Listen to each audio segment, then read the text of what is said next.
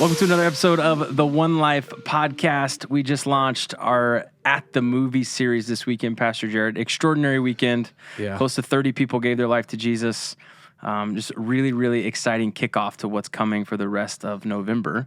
And what we want to do for today's episode is kind of get a behind-the-scenes look into At the Movies.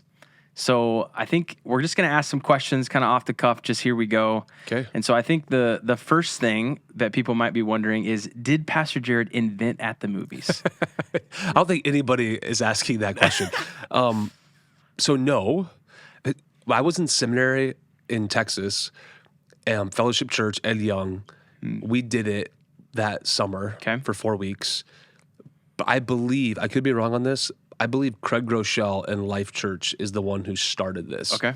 And now, not every church, but many churches have seen the value of it and honestly the effectiveness.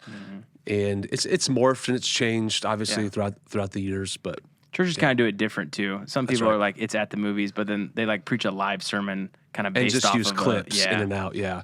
Okay.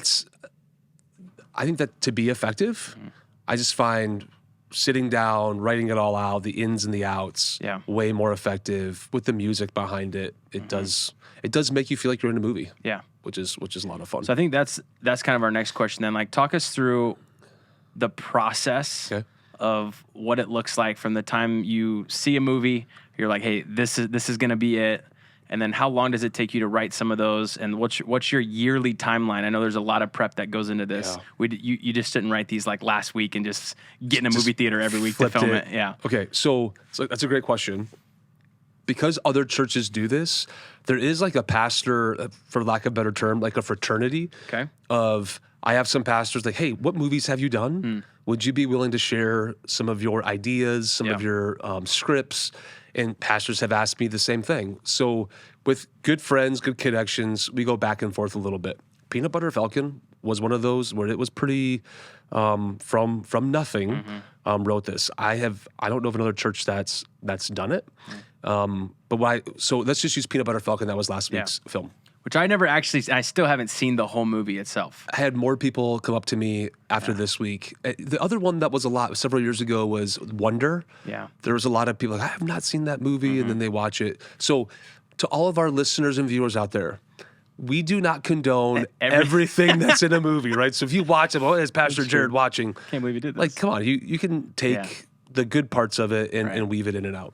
So Peanut Butter Falcon, lots of drug use. That one scene when Zach is laying down and he's like doing his belly laugh or his like scary tone. Like if you watch that movie, Zach is stoned out of his mind in that moment, right? With all the drug use of Tyler and Zach. Yeah. Okay. So let's just use Peanut Butter Falcon. Yeah. It was on Amazon. Amanda and I one night were like, let's watch it. And as soon as the story started to unfold, I'm like, this is gonna work. Okay. And you just start piecing it together. So I'll grab my phone and I'll immediately just like put it in a file and just start putting some thoughts down. Family and friendship obviously was the first thing that came out. And then you just start piecing it together, thinking it through. Then I go back to other sermons. What have I talked about with family and friendship? Those 3 points, I've already preached those points in different sermons. I was just able to use the movie as the illustrations to it. Okay. So that's kind of how Peanut Butter Falcon came to be. Yeah. So we are in November. Let's work back. November 5th, 4th and 5th, we played that. It was last summer when on my teaching break, when I have guest speakers come in, staff pastors preach, I will write it beginning of the summer. And then middle of the summer, I think it was July, I got back from vacation. Our team, so Dave and our production team, we will rent a local theater. We'll go in, and in one shot, we will shoot all 3 or 4 with a teleprompter, the scripts sitting in a movie theater just to give it that theme and that ambiance. Yeah. And then from there, I have a friend in Indiana who has done this for our church in Indianapolis, and I just used him. And so we'll send him all the files through Dropbox, and I will send him timestamps of ins and outs. Here's what I'm thinking. And then I trust him. So I'm like, hey, use different music, use your creativity, the ins and the outs. He'll put it all together. Yeah. he'll send us a first pass, and then Dave and I will usually go back and forth being like, hey, let's fix this, let's fix that, let's change this, let's rework this music. And so we'll do that for a couple weeks. And then about a month ago, he sent us a final cut. Okay. And we watched it in the room.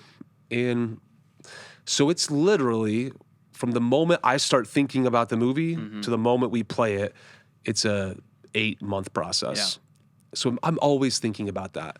The other movies, I'm not going to share what they are. Yeah. One, I got an idea from another church.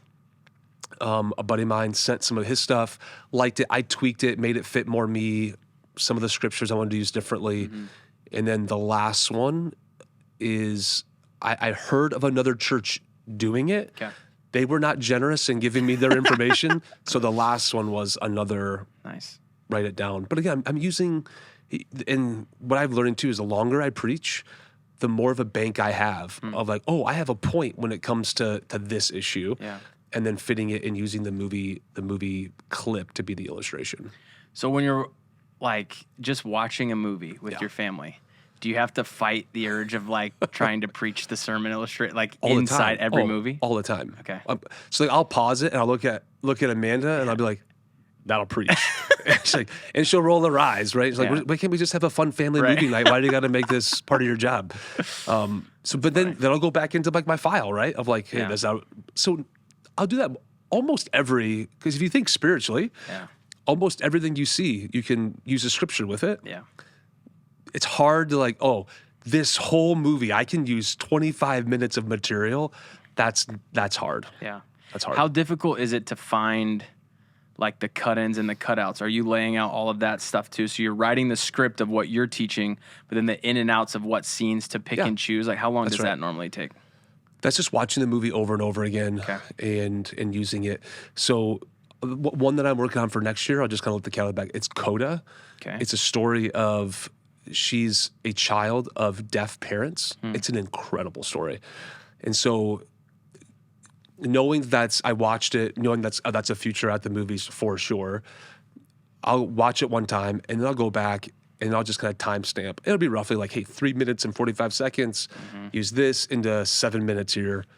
And then they'll come back in with the B-roll and all those other things and put it in. So that's why it's really helpful, though, to have a good team. If it was just up to me, it'd be boring and bland. Having, a great production team here and then sending it to our guy in Indianapolis puts it all together to make it look, things I'm just really, really proud of these. It's great. Do you pretty much already know, like in your head, you have a list of like, these are probably what I'm going to do next year. This could be like 2 years from now. Do you have like a bank of that as well? Yeah, I think usually 1 year out, I'm pretty certain. And then everybody has an opinion, right? But even like yesterday, walking out, like this little teenage boy is like, Pastor Jared, you know what movie you should do, right? Everybody has an opinion on it. So there's one, though, I'll just call it what it is. There is somebody in our church who's like, you have got, and this has been 2 years now, like you have got to do an At the Movies on Maverick Top Gun, right? I'm waiting for that. When is that going to happen? I'm like, you just want to hear that music in church, right? That's true. So yes, people have lots of ideas. Yeah. Some are really good and some are like, yeah, probably not, right? Yeah. So there's a African-American pastor I'm friends with, and he does At the Movies too. And so we were going back and forth of like, hey, would you ever like have a scene where maybe there's a curse word in it? And we're going back and forth on that. Like, well, I always landed on like, no. And his answer was like, absolutely not.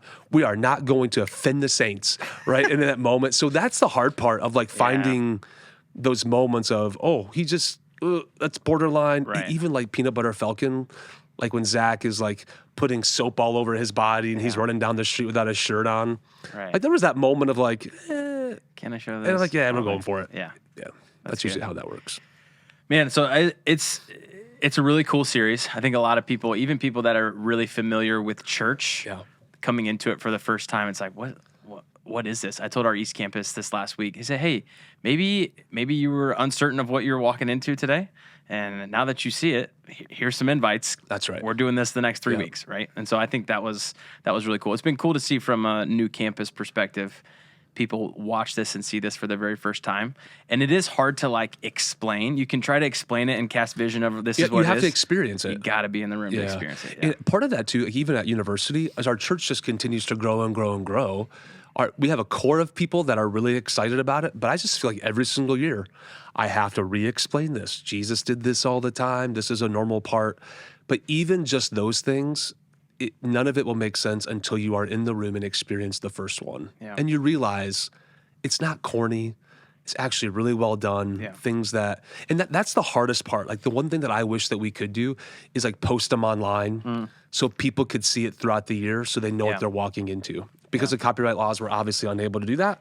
And that is legit too. I feel like some people they're just trying to get me in the room this weekend. No, like I think one time when we first did this, when we had our YouTube channel, we forgot to take it off, and immediately like it didn't even go 10 seconds flagged. Without red flag. Right. Like, oh yeah, we can't do this. So we're able to do that, and just the online stream is different. We can do that live, but then it has to come immediately off. So that is the unfortunate thing. Yeah. I wish that people could see it throughout the year.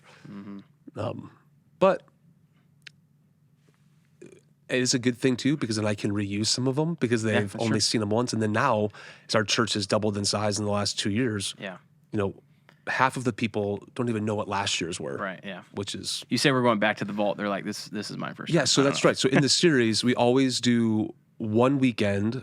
We go back from a previous season and play it. Yeah. And that'll be the third weekend of November. We'll go back and play one of my all-time favorites. Yeah. I think it's important to highlight. I got one other question in here to kind of hit on, but Saturday night service launched that this weekend too. Speak into that a little bit. We had some expectations kind of moving into it, but what are your thoughts on Saturday night? Pleasantly surprised, like blown away with just the overall attendance. So our prayer goal that we gave to the staff and the elders was if we could have over 200 people to launch Saturday night, that would be critical mass. Yeah. We're off and running. But we were like 2 people away from 300 people. So 298 was our attendance on Saturday night. Shocked by that attendance number for our size church and just starting something for the first time. Yeah. And here's what's like, I hope people, and I know we're doing it at the movies, but this is the month of November. Mm-hmm. Like you expect huge crowds in August, September, and January. The month of November, historically speaking, is a lower number of when people just attend church. Yeah. And this weekend, we just had the largest number of people in the history of our church on a non-Easter holiday weekend on November 4 and 5, right? And Saturday night. So one of my pastor friends, I was telling him the good news about Saturday night. He's like, well, that just tells you that you probably should have started Saturday night a long time ago.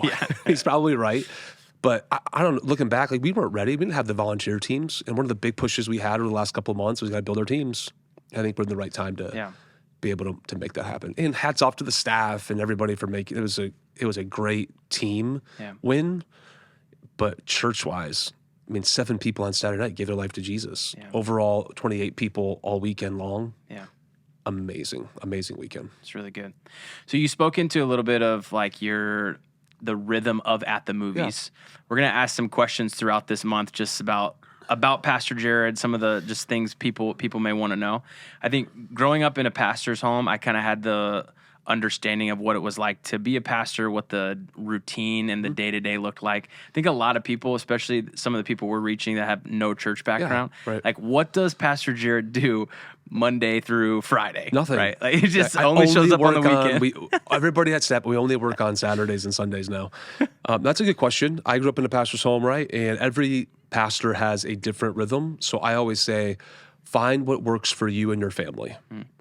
At this stage of my life, so I'm just going to give you what I'm doing currently. That might change as my kids get older, as Amanda and I, our lives adapt, and as the church continues to grow. Yeah. But so I'll just start with Monday. Like a lot of pastors take Monday off. I don't like taking Monday off. I like to get in, get the team rolling, know what's going on. It's not like a crazy, it's, back to back to back. That's my Tuesdays are full of meetings with, people that report to me, moving the ball forward, getting reports. But Monday is a day where I like to come in, let the dust settle from the weekend, meet with the lead team. It's a casual meeting. We're hanging out, talking, making sure we're all on the same page for what's coming up in the next couple weeks, planning into the future. Yeah. And then Monday afternoon is I'll meet with people usually and lunch with somebody, and I'll even start some sermon prep on Monday afternoon. Okay. If my schedule allows for it for what's coming. So I'm a week by week sermon prep guy. Okay. There's some guys that are like, I can plan it 6 months in advance and just pick up my notes that week and be fresh. I'm like, There's no way. My head does not work like that. It has to be fresh in the moment. So Monday, outlining it, reading, Tuesday's meetings, but Wednesday, after our prayer service at 6 a.m., I lock myself in the office behind stage, and it's sermon prep all day long. And by the afternoon, my goal is to have outlines to the communications team, to the print team for worship guides. And then Thursday, it is memorization and renewing it over and over again. 11 o'clock, I'll go in with our production team and work with the teaching TV, all of those things, making sure it's all set. And now with Saturday night, I was recording on Thursday afternoon, but now we're going to use Saturday night for recording for East Campus, et cetera. Yeah. We'll use, I'll be probably schedule a couple more meetings on Thursday afternoon and then home, and then I'll be back in on Thursday or Saturday at noon to get ready to preach for 4:30. So that's my normal rhythm. So half of my time is spent in sermon prep and delivering the sermon. My other half is just leading the organization with financial meetings, next step meetings, worship meetings, all the people that would report to me. Yeah. So it's a good mixture of both. How has that adapted and changed as the organization has grown? Right, you mentioned that from the time you first got here to now, and how not only more staff that we have, but then as the church has grown, how have you seen some of those things shift from August of 2017 to today? So everybody's like, oh, you have more staff. It must be so much easier. No. More staff, more problems, right? That is just part of the deal. Yeah. But I don't do a lot of the things that I used to do. Learning to delegate. I feel like I know less right now of what happens day to day than I ever have before. But I trust the staff. We have a great staff that I trust fully. Like, they're executing at a high level. So I'm monitoring and managing some of the things at my end, at this stage of one life that I was more in the weeds. Yeah. The way I like to say it is I'm working on the organization, not working in the organization as much. But I'm also in way more connection with our board now. We're dealing with much higher level issues than we've ever had to deal with. So I spend a lot of my time, working through that. We're obviously making plans to launch a Superior campus, and we'd love to have land in a building at the East Campus. So a lot of my time is wrapped up in strategy. How do we make all these Big things picture, roll? where are we going type stuff, yeah. So one of my coaches said this: the larger the organization gets, the more margin I need in my schedule. So basically, like, I need to be a general that is seeing everything, not a field sergeant that just sees what's right in front of me. Yeah. I need to be thinking 10 steps ahead all the time. And so we had a staff meeting this morning, and I'm thinking, hey, we're seeing trends 5 years from now. Yeah. Well, nobody else in our staff needs to be thinking about that. It's not helpful for them to be, but somebody does. If I take my eye off of that and I'm just in it, then we're going to show up 5 years down the road and be like, oh man, we didn't see that trend coming. Well, I want to be a very good leader then. So I'm thinking, we see trends. I need to make sure that we're out in front of it and having conversations to either, hey, this is just a blip, or no, this is reality, and we need to pivot direction. So when we get there, we're already ahead of it, right? So that was the best advice I got in the last 3 or 4 years, is the larger the organization gets, the higher I need to go to be able to see what's out in front of us. That's good. So I think about us. We're a church of, we had 1,200 this weekend. Pastors that, they're leading churches of 10,000. I mean, I'm just imagining how far ahead are they? They're not thinking 5 years. They're probably thinking 10, 15 years, because it's a whole lot more work to turn that organization. Yeah. Just the complexities and the different levels that they're dealing with. Yeah. Which is fascinating to me. Yeah. Love learning from those guys. Yeah. I think it's interesting. And I think from a personal standpoint, there's so many things to to apply there, right? As far as like vision, thinking ahead, we've talked a lot about that. But I think it really is a point of like if we're being good stewards of the ministry God has given us, we have to have people in their strengths. We have to have people staffed to the weaknesses. We have to be able to accomplish the goals that He's given us to go accomplish. So, no, I think it's great. I'm excited for the rest of this month. Yeah, man, this is fun. I like these types of conversations. I don't really get to talk about it a lot unless people just ask some personal questions. I'm excited about these types of leadership questions. So we may not each and every week. We'll talk about the sermon a little bit. You got to be in the room to watch it. Let me say it this way: this weekend, though, I've like just personally for the whole series, I think this is my favorite. Okay.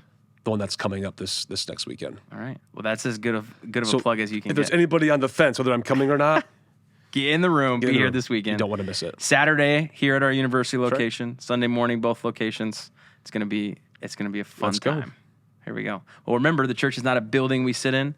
It's a movement we get to be a part of to go reach one more life for Jesus. Let's go.